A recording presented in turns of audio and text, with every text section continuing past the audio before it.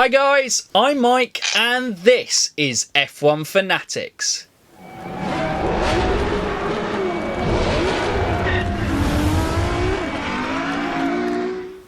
Welcome back to the channel, and we have a special episode today.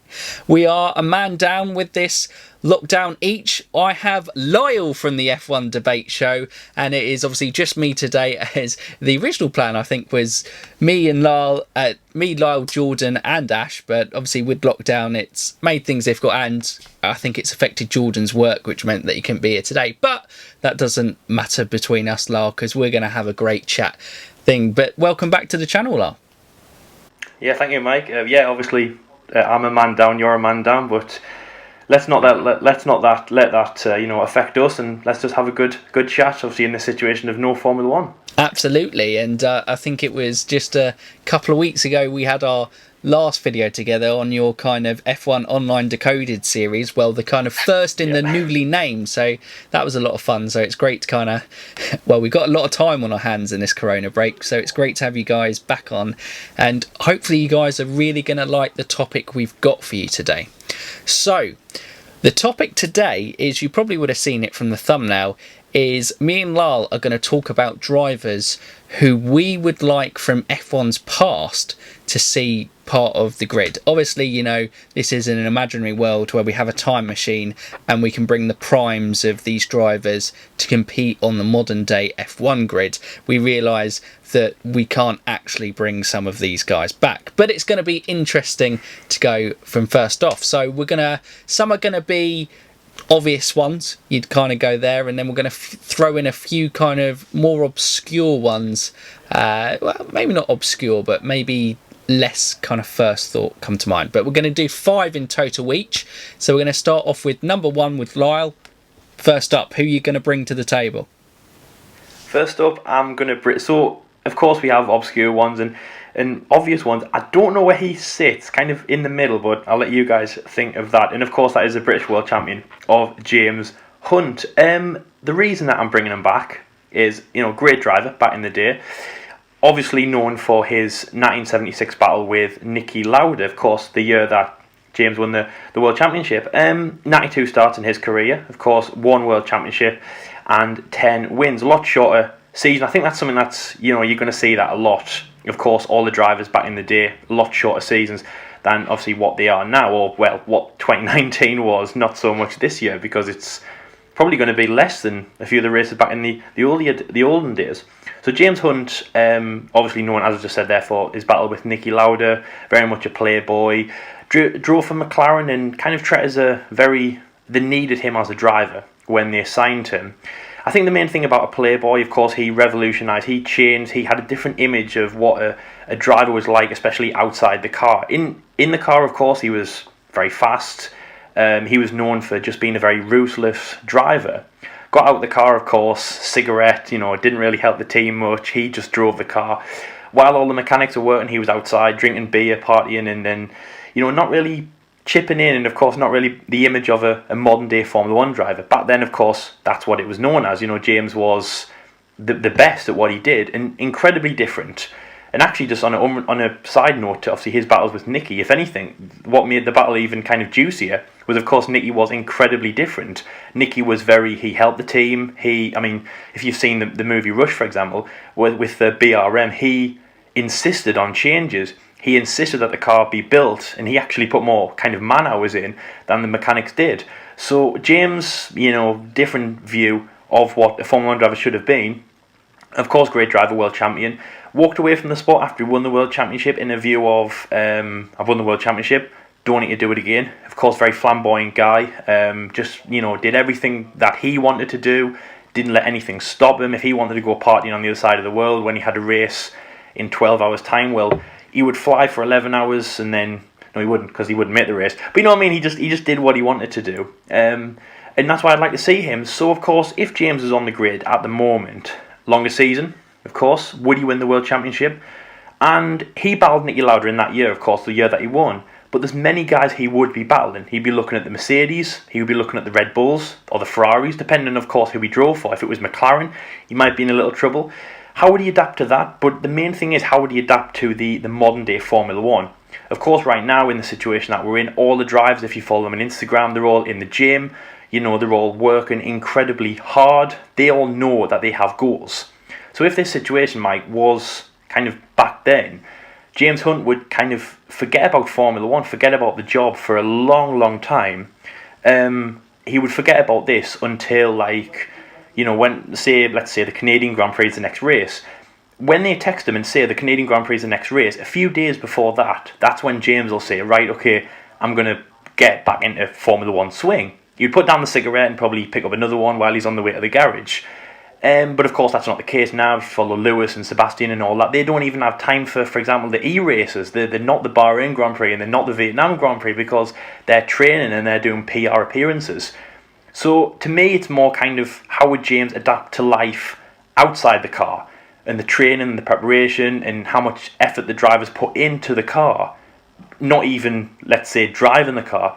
So yeah, that's my first one, Mike. Obviously, James Hunt, great driver back in the day. Won World Championship and walked away, kind of very much like a Nico Rosberg kind of decision. But of course, James didn't have family. He just walked away because he wanted to. He'd achieve what he needs to. So yeah, how would he adapt to that? I think that's the main thing that I'm bringing away from this. Kind of, what would he do right now? Would he, would he be working with the team? Would he know what the best thing was? Would he be standing around all the data and say, I know that this telemetry is slow. I know that we need to, lower the front wing or, whatever the drivers say in the garage, especially in pre-season, things like that. Would he be in the gym? Would he be training? Would he be watching his diet and basically training like a Formula 1 driver would, so that when we get to the first race, even if it's just a normal season, would he just be, that bit stronger? Or would he just be the same as what he was back then, cigarettes and just get in the car and drive? And yeah, that's my first one. So Mike, of course, doing obvious drivers and obscure ones. I mean, where would you put James Hunt? Would you kind of say that was an obvious choice? Or would you say that it's a little bit more obscure? Great driver, James Hunt. Again, someone that me personally, I don't really talk about too much. I kind of stick with Nicky, so I'm kind of glad I'm talking about James. And then, of course, who is your first driver from the olden days you'd like to see in modern day Formula 1? I think James Hunt is like a fantastic one, and I think he's maybe obvious for us being a British driver, and maybe less obscure, but he almost was a bit of a cult following. I think you raised some really interesting points. The main reason why James Hunt would be really interesting to see in modern day F1 is that key thing. How would he adapt to the modern day training regime? You kind of feel like he'd have a response to kind of say what he feels, as the Kimi Raikkonen essentially would esque. And obviously I think Kimi Raikkonen is a big fan of James Hunt, as he had kind of replica helmets of James throughout his career.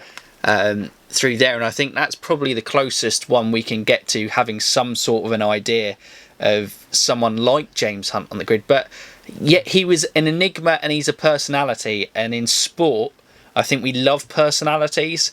And yeah, he would certainly, what he would add to the grid. I'd wish the James Hunt we would bring back would be the James Hunt who's hungry and in search of that world championship, and just kind of looking to kind of prove himself to the world. That would be the exciting James Hunt to see. And yeah, I think he would be a fantastic one to watch and a very good first pick. Now, for my first pick, I'm going to go straight in with one of the big guys. I'm going to go with Juan Manuel Fangio. It may be just because watched the movie recently, and on Netflix that recently came out, reviewed that, coming out on, it would have been last Friday when this video comes out on the channel. But yeah, like Fangio, 5 times world champion in the 40s. Absolutely dominating the sport with 4 different teams. Obviously 2 with Mercedes. Alfa Romeo was the first one. Maserati and Ferrari as well. Just, winning it with 4 teams. The only guy in Formula 1 history to do that. You kind of feel like in modern day F1, that's a pretty good kind of background to have in terms of, yes, I think probably the car is more important nowadays, so it's not like he could probably drive an Alfa Romeo to a world title anymore, but he's such a fascinating character, and he was revered before like the likes of Senna and Schumacher came on. The one guy everyone spoke about, it was Fangio. He was the big dog, and he is someone who cemented his place in F1 history forever. And yeah, if we ever had the chance to kind of, in some weird time machine world of transporting these drivers into modern day F1, he would be fascinating and fantastic to watch, because he was quick, but he was also a driver who knew within his means, and it would be fantastic to see a battle between him and Lewis Hamilton up at the top. That would be something incredible. And the two Mercedes, obviously both being successful with Mercedes, would that would be fantastic. So yeah, Fangio, I don't know really there's much more you can say about him other than go, the guy raced in his 40s in Formula 1. Like, he didn't come over to Europe until he was 37 years of age. He didn't win his first race until he was 30. It's just a completely different time. So that he's just got this amazing skill and ability as a driver, and grew up in Argentina in these endurance races that would go on for days, like 2,000 kilometers or something like that. Just absolutely crazy distances, the races that these guys did. And I think he was a guy who oozed a bit of class as well, so he definitely would be a useful asset, not as kind of fiery or party like as James Hunt as your first pick, but he certainly would be, I think, a fascinating one, and would add to the paddock as well in a really positive way. What do you make of your thoughts of Fangio? Obviously it feels like an obvious one, but what are your thoughts on that, Lyle? It could be a bit of an obvious one. Fangio, the Lewis Hamilton says he is the godfather of Formula 1, the first guy that was really on the board and cemented himself as really the greatest driver of all time, and I think that stood for a very, very, very long time. And of course, in terms of the greatest driver, it's very subjective. Of course, people have their own views. If some people say Schumacher, some people say Hamilton, but you can't say yes or no to any of them. So Fangio could still be the greatest driver in Formula 1. Again, someone who I don't want to say I've really looked into, but when you talk about old Formula 1, especially to kind of the the younger generation, it's still the 80s and the 90s. Going back there is just pure 100% racing. You're right. These races lasted for hours and days. I remember some of the shots. It wasn't just Fangio, obviously everyone kind of back in those days. It was massive bus driver steering wheels. They'd have a mechanic in the car, kind of like James Hunt driving with a cigarette, in that Spa 10-kilometer track. It was crazy, and it was just pure driving. And that's all what it was. In terms of his record, his track record as well, world championships, it would be great to see him in Formula 1 right now. And of course, someone who Hamilton looks up to, Schumacher and Senna, probably the greatest for him. But again, it would be good to see him against Fangio and what he could do. And also in terms of marginal gains. And this is why I think people like now are so good. Marginal gains now, there's very little between the drivers. But back then there was. Fangio shone over every single competitor, and there was massive gaps, and it was just, he was an amazing sportsman. And of course, it would be great to see him in modern day Formula 1, and again, against the drivers who grew up in Formula 1. So like Niki Lauda, for example, how would he have done against him? Alain Prost, and Senna, and things like that. Yeah, great choice. So my next choice. Again, which one am I going to go for? Is it going to be an obvious one? I think I'm going to go obvious this time. And I'm going to go for Nigel Mansell, the world champion from Britain, of course, with Williams. He was a great driver. And in my mind, he is somebody who is... of course, you have other British drivers, of course. So Jackie Stewart, we'll get on him in a little bit. Jim Clark, we'll mention him, of course. Some people revere him as the greatest driver, of course. But Nigel Mansell, to me, and this might be kind of what I've seen, for example, like my experiences, working at campsites in F1, he is revered as a great British ambassador, one of the best British world champions, and somebody who could go a long way. Of course, he competed with Ayrton Senna, and maybe that was the reason why he didn't kind of excel even further in. But he had a lot of potential, and the thing is, which stood out for me, is it was mainly with the team. He kind of revolutionised the teams that he was with. Very strong driver. Again, 31 wins in 187 starts. It wasn't the best kind of result, the best track record. For example, what you see in Formula One nowadays. But yeah, just amazing drive. I'd have loved to have seen him against some of the world champions. I mean, even people like Damon Hill, Jenson Button. It would have been great to see him against that. As I say, great ambassador for Formula One. He again revolutionised safety and the importance of looking into the car and the driver, kind of the evolution of the driver. Going from, for example, what I said before about James Hunt, didn't really put much effort into the car. Nigel, again, was someone who, let's look at this engine, let's work with this. Again, the year that he won the World Championship, I think it was the introduction of the active suspension in Formula One. So, again, someone who added to the evolution of Formula One. To see him now would be great. Again, fitness-wise, how would that go against him? His mentality then was probably stronger than some of the guys he was racing against. And yeah, Nigel Mansell, Mike, I think he's a great driver, great British champion, really big pedigree, and again, amazing ambassador for Formula One, especially in the UK. So, I mean, in your view, how do you think he would have got on in modern day Formula One? Obviously, competing against people like Lewis Hamilton and Max Verstappen. I think he is another great pick, and he was like devastatingly quick, and he was unlucky. And actually, I'm gonna tie in my next pick with Nigel Mansell, but Mansell himself, I think he was pretty unlucky. That I think he's a top talent, but he was unlucky that he grew up in the time of Prost and Senna in an incredibly dominating McLaren.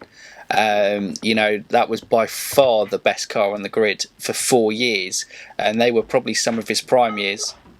And he came close. He came close with a Ferrari year, I think, as well, and got injured. And I think one bad injury kind of really badly hurt his back in one of his crashes during that time. But yeah, Mansell, he's a great pick, and he would be a great character on the grid. And he certainly would be fascinating to kind of see go up against the kind of the Max Verstappens, the Leclercs, the Lewis Hamiltons. It really would be kind of good on that front. So my second pick is going to be tied in with Mansell, and it'd be interesting to see, Lyle, whether you you think this one is a obvious or kind of more obscure one, and that is with Nelson Piquet Sr. Obviously, a 3-time Formula One world champion, the Brazilian. 2 of his came with Bernie Ecclestone-owned Brabham Racing at the time, and his last world championship actually was against your previous pick, Nigel Mansell, during their time at Williams, where the Williams absolutely dominated. I believe, it's 86 or 87 from the top of my head. I've forgotten that from there, but it was, I think they had a fantastic battle, and I'm pretty sure it's at Silverstone. I think coming into Stowe, there's one of the kind of classic kind of overtaking fights between Mansell and Piquet going into that one, and I think Mansell comes out top to win his home Grand Prix there. But I just think he's a fiery character, Nelson Piquet Sr., and he's an absolute fighter. I mean, quite literally at times. I can't remember who it was against, but there's that funny clip. I think in the new kind of F1 credits, they've got a throwback to it where he actually his race, he has a collision with someone, and he believes that they're at fault for the incident, and they literally just start where he punches the bloke in the helmet, of course, from that bloke. But you could tell there's a bit of passion, a bit of fire behind him, and we've got that on the grid in Max Verstappen. Obviously, a more tame push on Esteban Ocon after Brazil in 2018. But I think he would be someone, proven champion. More world champions on the grid is only a good thing, But yeah, he would just be absolutely fantastic to kind of bring back on the grid. But yeah, Nelson Piquet Senior is my second pick. What do you make of that one, Lyle? I think that's a great one. I mean, Nelson Piquet, very strong driver. Actually, yeah, I mean, I never really thought of that. The fight that he had, stopping the car straight away. It was one of the kind of the lower down. I think it was actually very similar to Ocon. I think it actually was the baton motor that he collided with going into chicane. Kind of a you shouldn't be there, and then very similar to Max. Obviously, batting Esteban at Racing Point. Yeah, so very similar. In my mind, the man who kind of spurred on Ayrton Senna. And I know it might kind of sound a bit strange to everyone because, of course, Ayrton just was fast on his own. But three-time world champion from Brazil, of course, came in on the board, came into Formula 1 and won the world championships before Ayrton. Definitely, made him a stronger driver.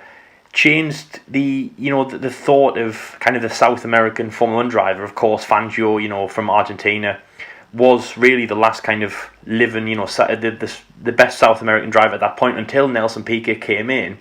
Really fire, really ferocious, and actually in terms of Nigel Mansell, they didn't get on. And again, that we all look at Prost and Senna in terms of their rivalries, and Mansell's and Piquet's was as fiery, if not as bad, because of course they had a few collisions, they had a few disagreements in terms of the car and the mechanics and things like that, and it became a point where something's got to be done. One driver has to leave, or one driver has to be fired, or something like that. So again, in terms of driver rivalries, was massive. How would that get on in modern day Formula 1? Of course, we've seen Vettel and Webber, Rosberg and Hamilton.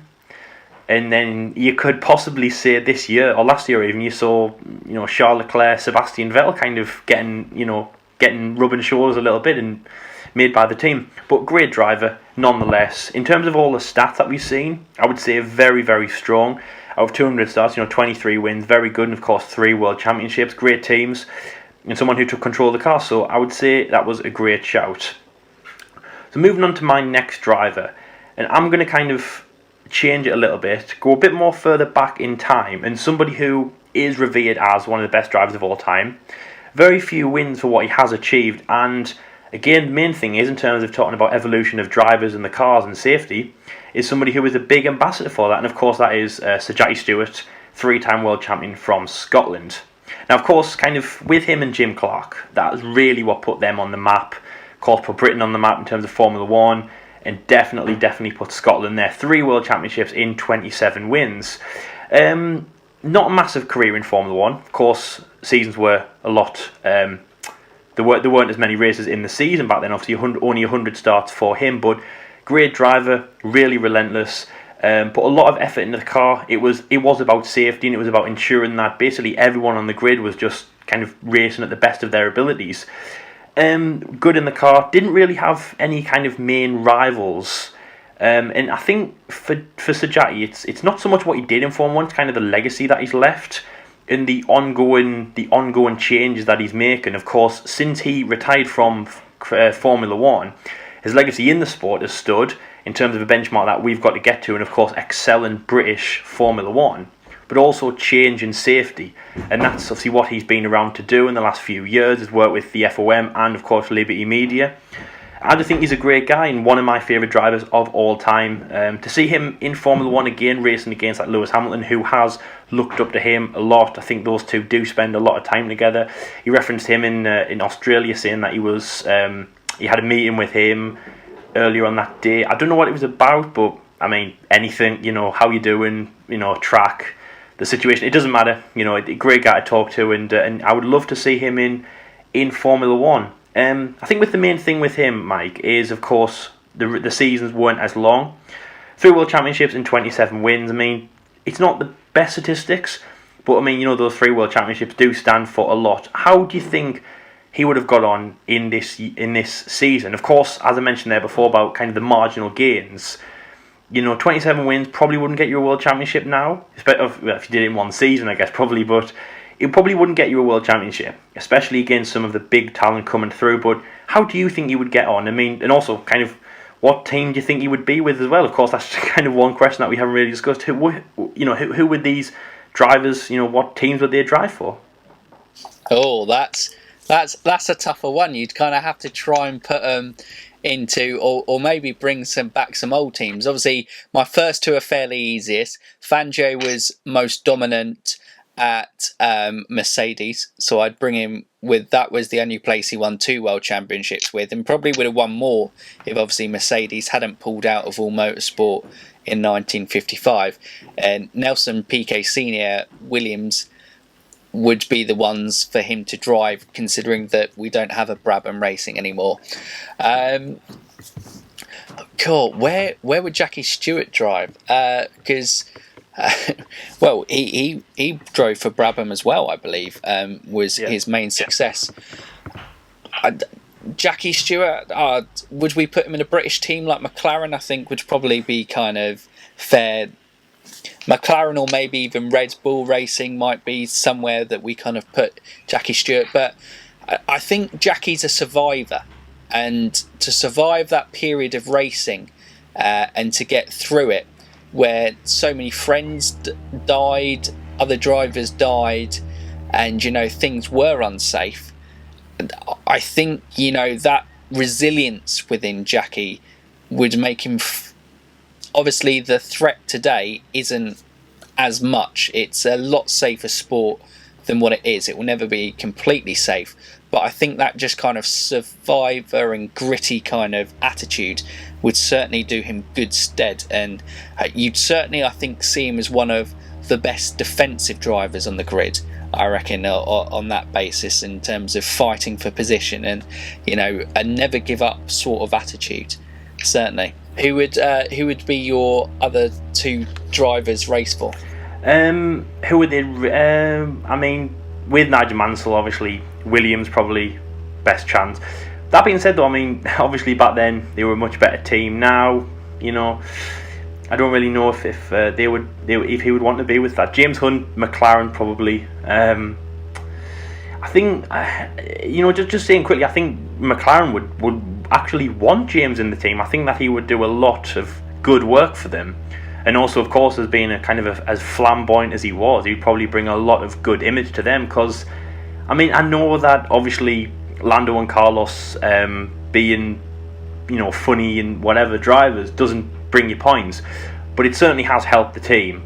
And if anyone is going to say that having those 2 drivers hasn't boosted them in every single way, you think, well, I know it could be in a bit of a stretch, but you look at some of the results that they've had, not just single performances like Carlos in Brazil, but the team performances, it has helped. And the one thing that you just know that James would bring is like morale. He would bring a morale boost to McLaren, so definitely he would be there. And again, these people, I mean, they might not change the top team, they might not change these teams into winners, but they would definitely have a massive effect on them.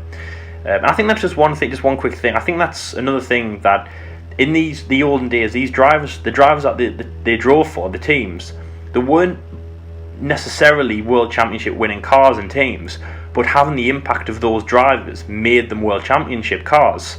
Kind of the drivers had a lot of sway on the car, and that's of course not something that you can say these drivers don't have, but it's just because technology has advanced so much that yes, the technology has gone over the drivers, when in those days it didn't. So of course what James Hunt drove, I would say, was down to him, and of course his teammate back then. That's why he was much better. I mean, in those days they frequently lapped the teammates and things like that. I mean, if you ever need any example of that, obviously you look at Estoril. I think in 1985, Ayrton Senna in the Lotus, he lapped everyone in the race. Almost lapped his teammate twice. So you look at that and you think that's why these drivers had so much impact on the cars. Absolutely, and it is crazy, and I think certainly as the teams have become more invested in, and the teams at the top have become more secure in terms of that, the team has become far more important in F1 than the driver. Not to take anything away from the top talents that have been in the sport to date, but Mercedes certainly have allowed Lewis Hamilton to dominate in the way that he has. But my next driver, my third pick, sticking with the Scottish theme, and a good friend of Jackie Stewart, and I said Jackie Stewart there was a survivor, and unfortunately this great of the sport wasn't able to survive that period, and that is Jim Clark. I felt I had to bring him in. With Jordan not here, I know it's his favourite driver. I think he would be rather disappointed if one of us didn't mention it. So yeah, Jim Clark, a two-time Formula One world champion and a Lotus legend in terms of I think, you know, it's iconic. You always see the kind of the racing green of the Lotus with the yellow trim around the nose is the iconic image I think about when I think of Jim Clark and Lotus in a car together. And you know, recently when we were doing our track comparison video, you know, just the measure of the speed of Jim Clark was like on a different level to his competitors, because one race at Monza in 1967 he had a puncture, I think, on around about lap 12, lap 19, and he went to the back of the grid and was one lap down. He then unlapped himself and then won the race in the final stages, and you just go, absolutely incredible to come back from one, having a puncture and not letting that ruin your race, but also, you know, being able to get back from being all that time down and come back. And everyone who speaks of Jim Clark racing and his record almost kind of speaks for itself. In the kind of 72 Grand Prix that he competed in, 33 pole positions, proving his pace in 25 races is, you know, a pretty impressive kind of conversion rate. And you know, in the seasons where he won the championship in 63 and 65, he just kind of absolutely dominated those seasons.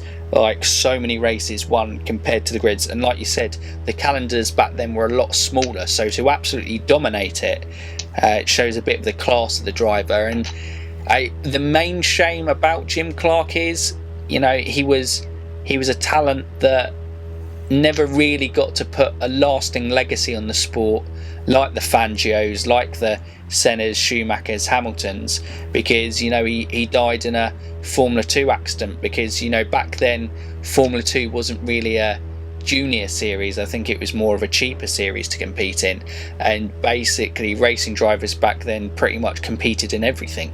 So it was sad that, you know, he lost his life during a motor racing accident, and it's a shame that, you know, we couldn't really see what he could go on to do, because by no means at the time of his passing was he done with motor racing.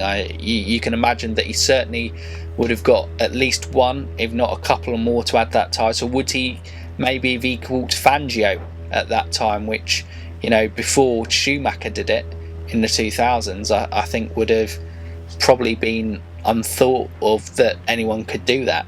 But yeah, he's a pretty impressive driver. Do you think Jim Clark a worthy addition to this list, Lyle?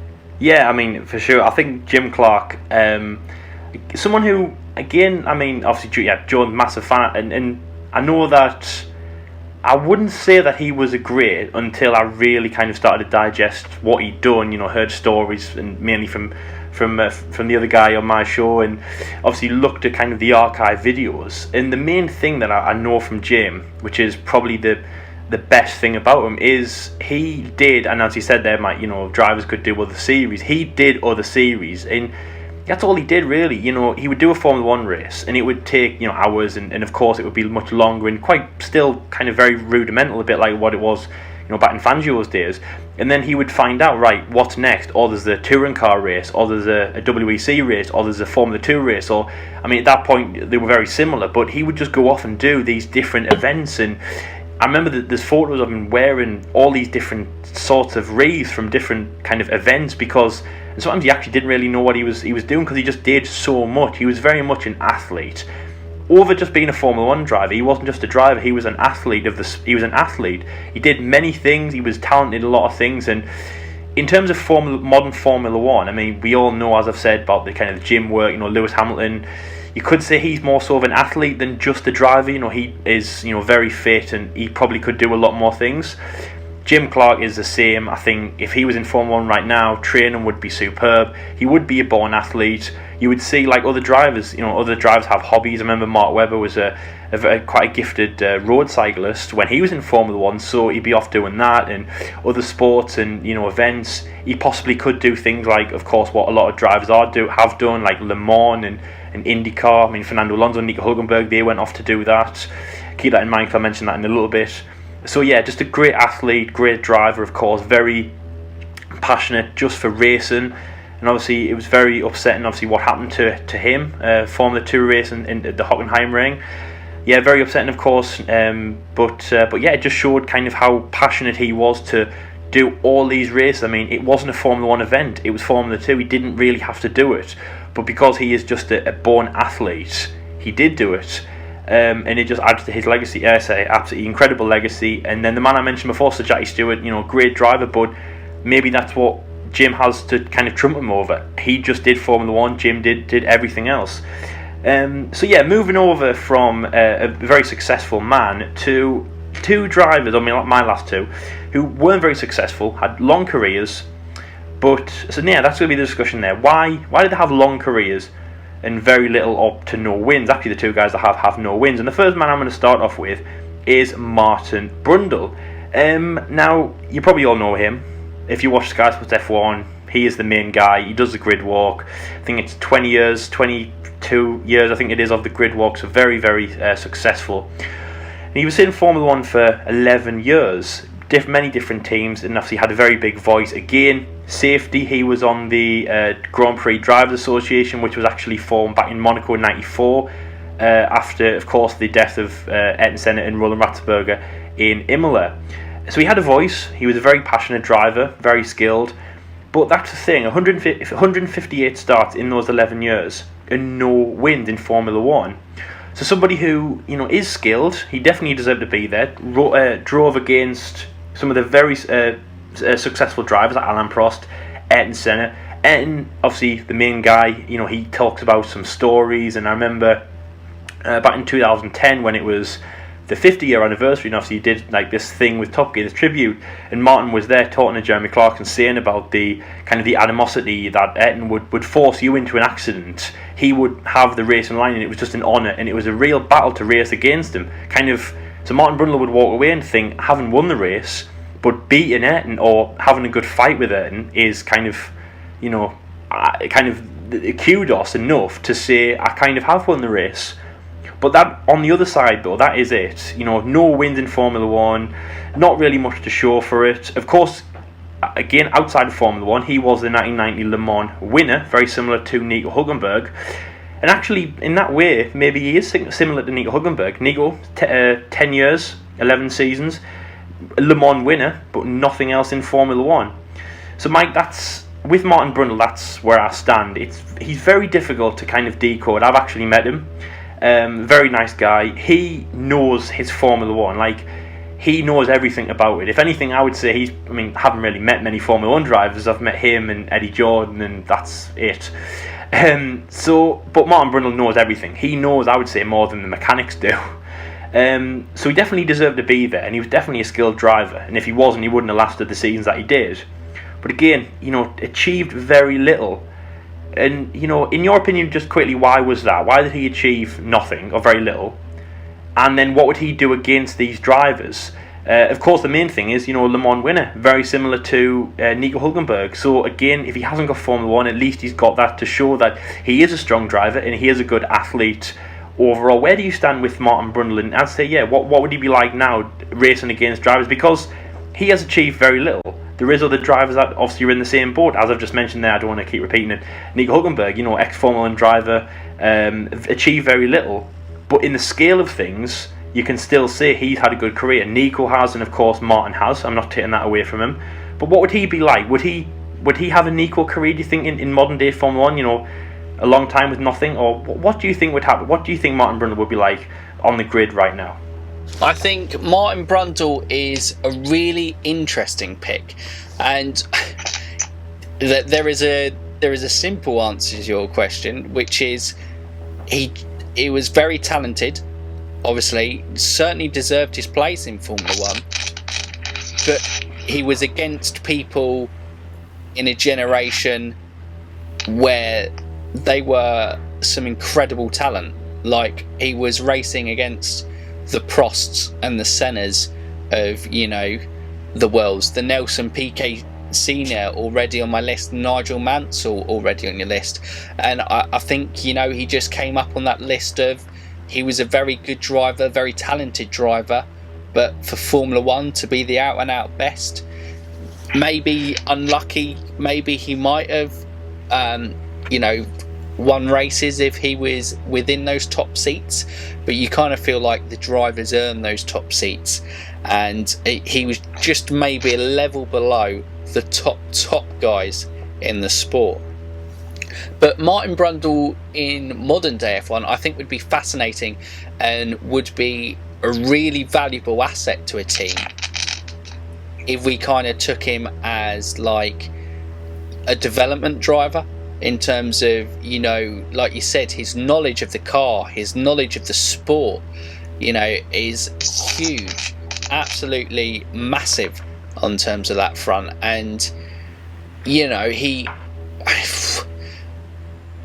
there's just kind of the wealth of experience he could give a young driver coming through, a young and talented driver, and being competitive enough to kind of support a world driver in a title push.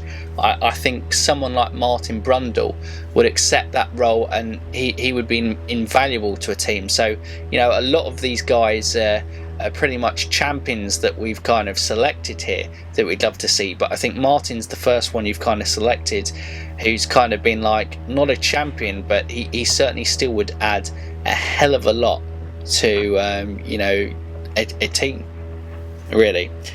And, you know, I'll move on to my fourth driver, and I've actually changed it from the one that I mentioned to you pre-recording. Pre-recording, I was going to go Peter Collins, and I very nearly went with him, but I am going to stick with the 50s, and I'm going to go with Alberto Ascari in the kind of Ferrari, the Italian. I'm going to stick with that era because that era of racing is fascinating, really, because so many top drivers lost their lives. And Alberto Ascari, a two-time Formula One world champion, and in his time with Ferrari, where he won the championship in 52 and 53, was incredibly dominating.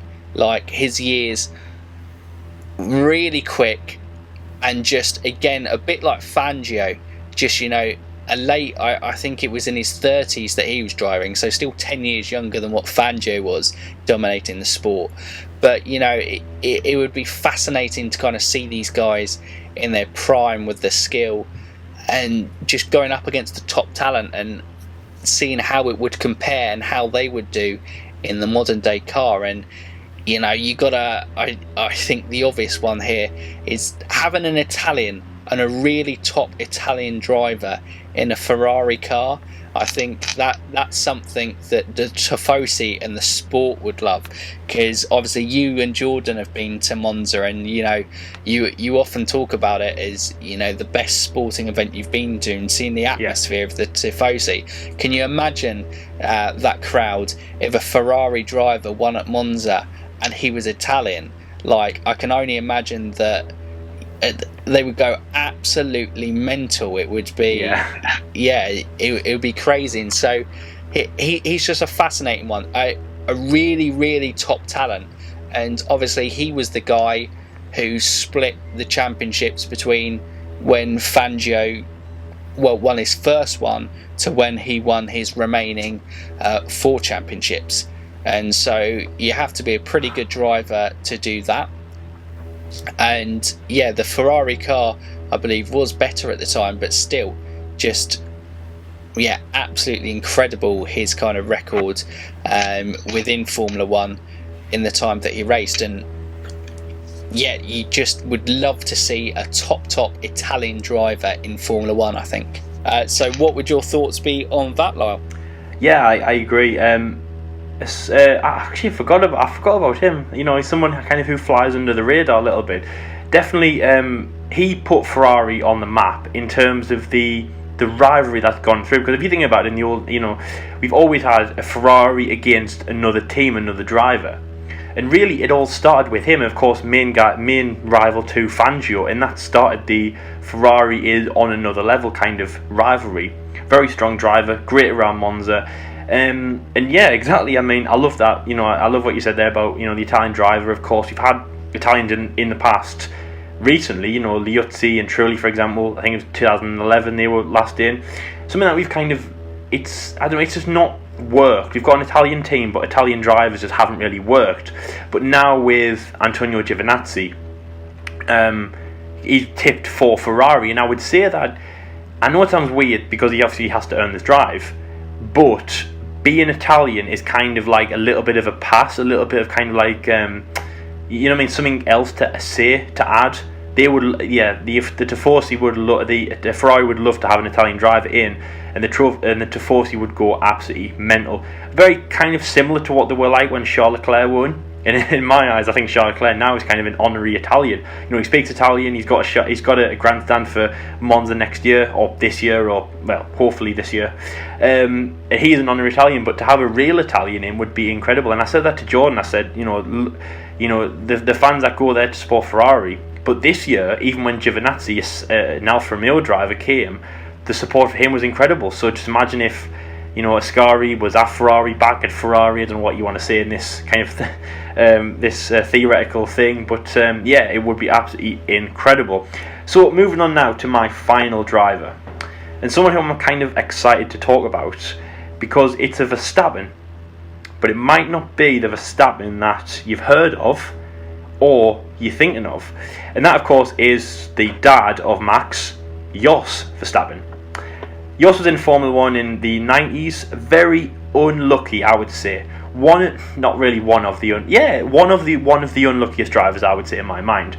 Retired loads, reliability problems. He went to some pretty decent teams, including Benetton. But when he went to the teams, there was other drivers that were just better. A little bit like what you could say about Rubens Barrichello. He was a good driver, but in terms of what he did, were always outshone because of the other person, the teammate. So Jos raced, as soon as he came into Formula 1, he was against Michael Schumacher at Benetton, and really didn't achieve much. In 106 starts, he only got 2 podiums.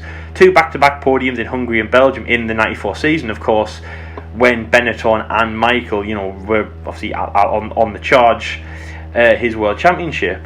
So somebody who, it was unfortunate to see what he had achieved. He didn't have a good career, and I remember listening to his Beyond the Grid, late last year, I think it was, and of course, showing support for Max, but he very rarely talked about his career, and that was one of the things I was thinking. I was like, I know that you're supporting Max, of course, and Max is now the most famous Verstappen, a lot more famous than you, unfortunately, and of course, you were the only Dutchman to step foot on the podium until Max came along in, Spain, beat that record, and then now you're really not really remembered much in Formula 1. It is a shame.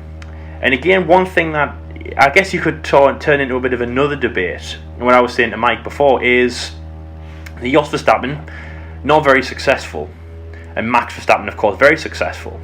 But it's 2 different roads into Formula 1. Obviously, Max, bit of an easier road, was kind of, they saw his talent from very early on and put him in that situation when Jos had to fight more for what he needed to, and as I say, was up against people like Michael Schumacher. So would Jos, if he was in this situation, or like if he was at Toro Rosso / Red Bull, would he have had the same outcome as Max, and vice versa? So if obviously if Max started in '94 against Schumacher, would he have done the same?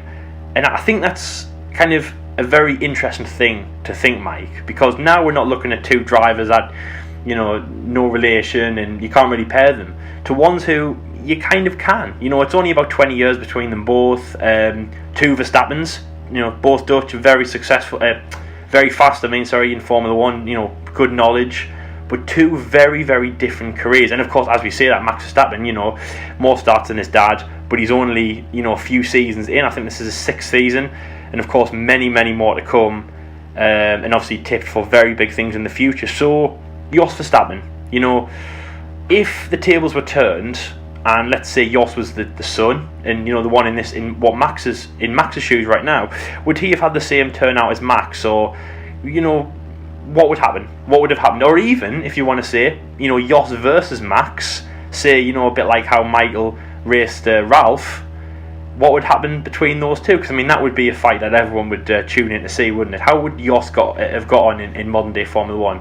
I think this is an absolutely fascinating question, and my honest answer is I don't know, and that's why I think he's an absolute great pick to have in this, because it's drivers we think we'd love to kind of see in modern day F1, because we're not entirely sure how they would get on. Who would win out of Jos and Max? You'd say, just on the evidence, that it would probably be Max in terms of what he's achieved, but then he's probably driven in better machinery than what Jos did in his entire career. But I would probably say Max is the better driver. But again, Jos would be a fiery, tenacious driver, a bit like when we were talking about Nelson Piquet Sr. earlier, in terms of just having that grit and fight on the grid. I think Jos would definitely bring that, and there'd certainly be some very hard racing, and as long as it was kind of safe and within the rules, I think that would certainly add to the spectacle of racing for sure. And I think he's an absolute great pick to have on that front, and I like it. So on this one, your more obscure ones have been guys who you go, probably not going to be world champions materials in Brundle and Jos Verstappen, but certainly ones who would add to the grid in a very positive way, either in Brundle's way, in terms of being the perfect support teammate, being fantastic for a development of a team and potentially driving a team forward, more on the development side than the driving side of things. But then you have Jos as well, who would just add kind of almost fireworks to the racing, improve. We all want to kind of see the improved quality of racing, and I kind of feel like he's the guy to do it. And we now move on to my last pick as we come to rounding off this video. I hope you guys have enjoyed it up to date. I had I think some very good drivers we've gone. We'll add on some honourable mentions, because I'm sure there'll be some of you kind of screaming at the video going, how have you not picked him? How have you not picked this guy? In terms of it's, we just picked 5, but obviously there are countless drivers from F1 history that I'm sure you could go. But the last one I will pick will be the late great Ayrton Senna. And saying that name, Ayrton, is probably in some people's books justification enough. That's kind of all you need to say, because this guy, 3-time world champion, Lyle mentioned it earlier in the video that he was probably pushed on by the likes of like Nelson Piquet Sr., Emerson Fittipaldi, Juan Manuel Fangio, and he really kind of ignited Brazil's love of Formula One to a whole new level. I would say it grew with Emerson Fittipaldi, it grew with Nelson Piquet Sr., but it reached kind of sky high levels with the kind of phenomena that was Ayrton Senna. And he had it all really. He had the pace. He's probably the best qualifier in Formula One history. I know Lewis Hamilton has the stats, but if you probably compared the percentage of where Senna is compared to Lewis's, that's a very good battle on a Saturday in terms of who's the best qualifier there. And he was so devastatingly quick, and you spoke about his time at Lotus where he went beyond his means, and I think coming second in a race at Monaco in the rain was an early sight where is probably where he is the best of all time, which is driving in the rain. And it's such difficult, the rain is the great equalizer in Formula One. It turns chaos into strategy. Teams can't plan, it can't go to smooth. Car performance hasn't been as tested in these conditions. track conditions are changing all the time, and it really is a test of the driver. And there are countless kind of, Senna performances in the rain. I mean, it goes down in kind of folklore. I think the 1993 first lap at Donington, where where did he start? I think it was on the front row with second, but anyway, he dropped down to fifth or sixth, and then made up those places. And by the end of the first lap, he was leading at Donington in treacherous conditions in the rain. It's just crazy. At Monaco, some would say, I know it can get flack whether it's the most entertaining race or not, but in terms of driver skill, there aren't any mistakes you can make there, because if you make a mistake, you're in the barrier and your race is over. Senna has won there more than any other driver in the history of the sport, and that is an incredible achievement. But I think the fact that Senna inspired a generation, that that era of people, whenever you talk about people who grew up watching racing or were actively watching racing in that time period, all of them say Senna is the best of all time, and he's just left a lasting impact on a generation. Cruelly taken from us in 1994 before his time was done within the sport, but at least we got to see the majority of what was a fantastic career. So I mean, that says it all. Senna, why wouldn't you want to that's probably a better way of putting it, why wouldn't you want to see Ayrton Senna on the kind of today's grid? Your thoughts on that, Lyle? Yeah, exactly. Lewis versus Senna, Lewis versus Ayrton.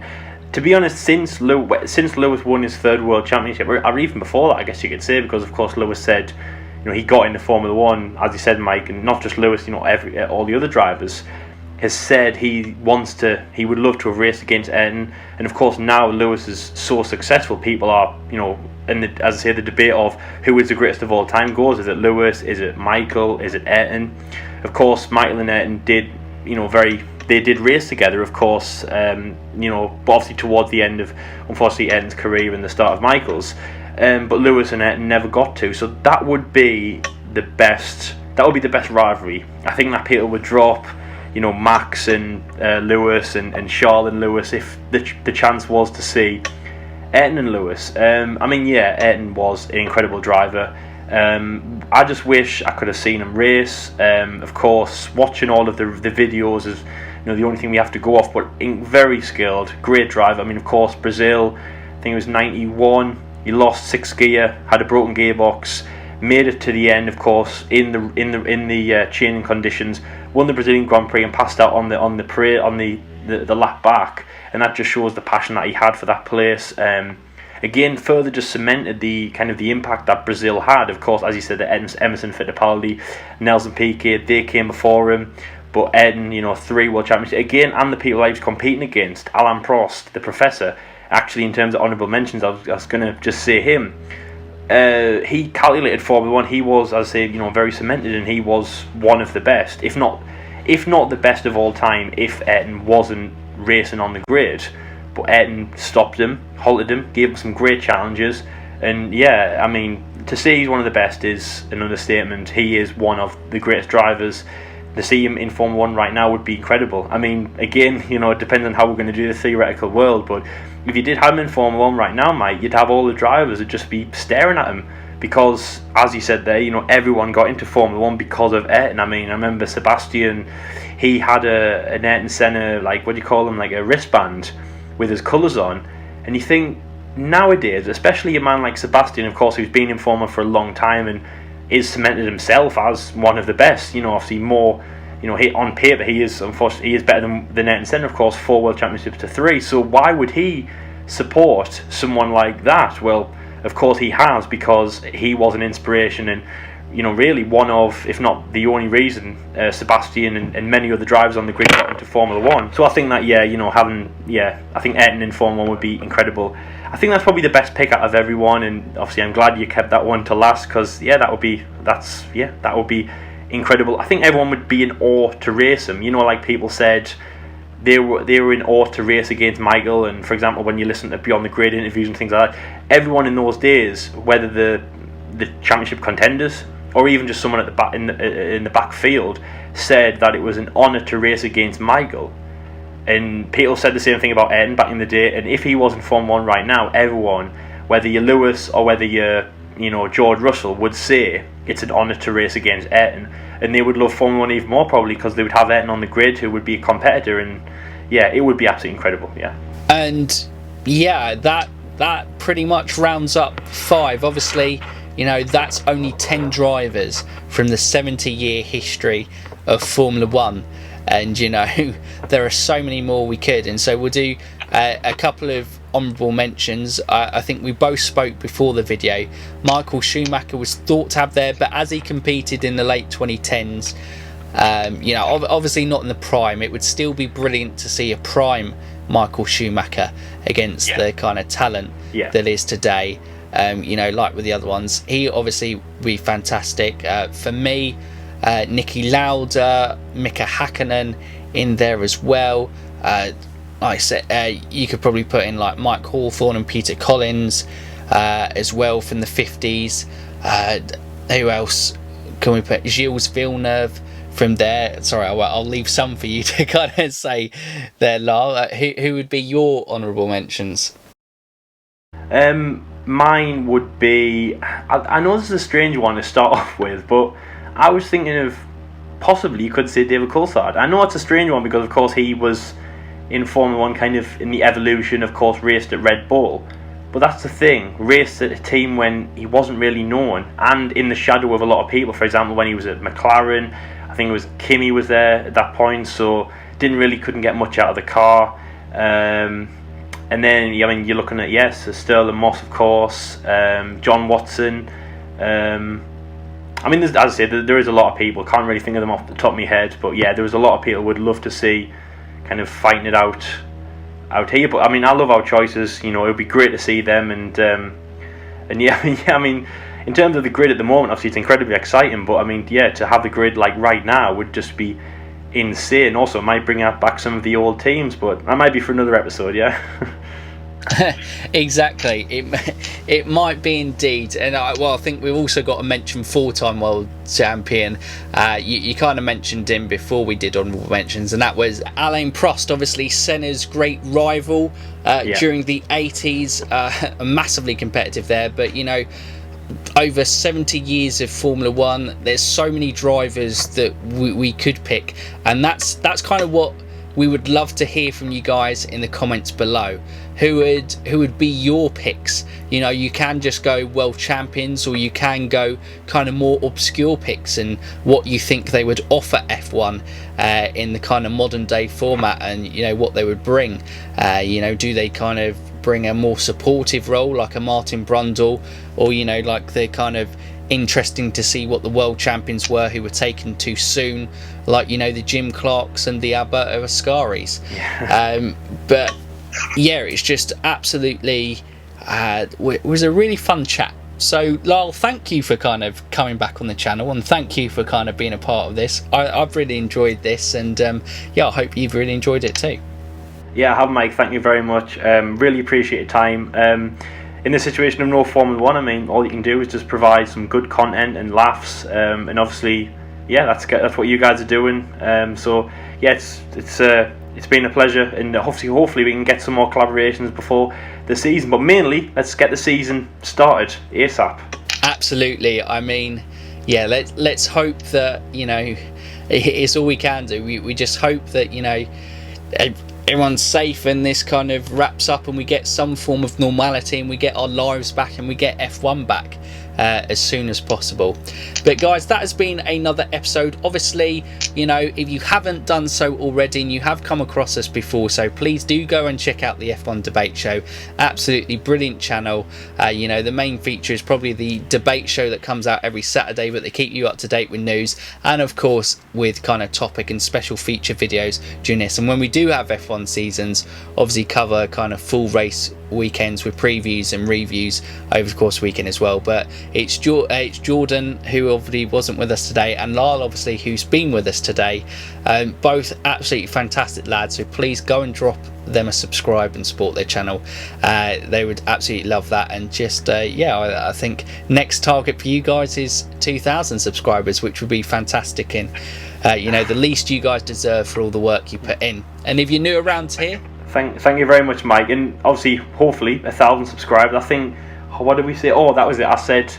Originally we said 1,000 subscribers before Suzuka, but I'm going to bring it forward and I'm going to say 1,000 subscribers by Silverstone for you guys. That's what I'm going to say. I mean, I would hope that, and that would be absolutely incredible. I mean, that would be a 1 year anniversary of the channel. That would be something pretty cool on there. But you guys have been massive support for us, and we always love getting together with you and doing our collaborations. But if you are new around here and you haven't done so already, you can subscribe to the channel and click that bell notification. You can keep up to date with more videos just like this, just kind of special collaborations with other channels, the usual F1 Worldwides and kind of stuff on the channel. We're here to kind of try and help you through this Corona break with as much F1 content as we can put out there. And guys, we hope you've really enjoyed this video. But for now, you F1 fans, keep racing.